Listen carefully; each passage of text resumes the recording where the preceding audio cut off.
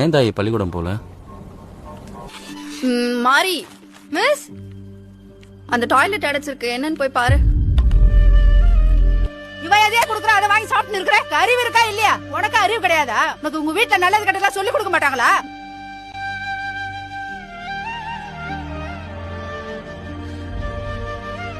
என் பாட்டன் என் அப்பன் கையில கொடுத்தான், என் அப்பன் என் கையில கொடுத்தான். ஆனா என்ன ஆனாலும் சரி, இத மட்டும் நான் உன் கையில கொடுக்க மாட்டேன் தாயி.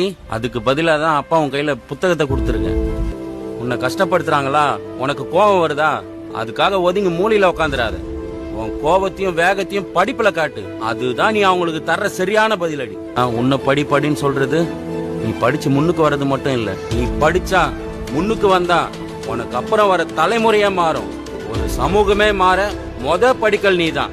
எல்லாம் ஒரே நாள்ல மாறிடாது, ஆனா கண்டிப்பா எல்லாமே ஒரு நாள் மாறும்.